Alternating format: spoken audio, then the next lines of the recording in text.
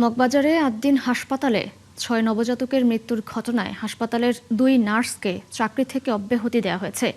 ভুক্তভোগী পরিবারকে সম্মানজনক ক্ষতিপূরণ ও তাদের পরিবারের উপযুক্ত ব্যক্তিদের চাকরি দেবার আশ্বাস দিয়েছেন হাসপাতাল কর্তৃপক্ষ।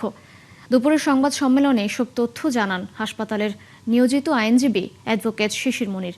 এ সময় তিনি জানান, পেশাগত দায়িত্ব অবহেলা করায় এরই মধ্যে ২ নার্সকে সাময়িক বরখাস্ত করা হয়েছে। ভিকটিম পরিবার ও হাসপাতাল কর্তৃপক্ষ চায় প্রতিষ্ঠান যেন কোনোভাবেই ক্ষতিগ্রস্ত না হয়। তবে জড়িতদের দৃষ্টান্তমূলক শাস্তি দাবি করেছে ভুক্তভোগীর পরিবার। শিশির মনির আরও জানান, ক্ষতিগ্রস্ত পরিবারের পাশে আজীবন পাশে থাকার ঘোষণা দিয়েছেন হাসপাতাল কর্তৃপক্ষ। তবে আদ্দিন হাসপাতালের লাইসেন্স বাতিলে সরকারের লিগ্যাল নোটিশ বেআইনি বলে মনে করে হাসপাতাল কর্তৃপক্ষ।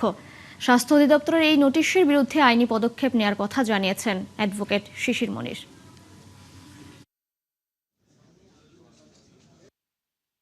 আদ্দিন হাসপাতাল এই ঘটনায় ভুক্তভোগীদের পাশে আজীবন দায়িত্ব পালন করার সিদ্ধান্ত নিয়েছে। যতদিন জীবিত থাকবেন তারা আদ্দিন হাসপাতালে সকল রোগের ফ্রি চিকিৎসা পাবেন, ঔষধ ব্যতীত। কোনো উপযুক্ত ছাত্র যদি থাকে এই পরিবারের, তারা বিশেষ বৃত্তিতে এই মেডিকেল কলেজগুলোতে পড়াশোনা করতে পারবে। ভুক্তভোগী পরিবারের পাশে একটি সম্মানজনক এবং রেসপেক্টফুল পজিশনে আদ্দিন হাসপাতাল ভুক্তভোগী পরিবারকে ক্ষতিপূরণের ব্যবস্থা করবে।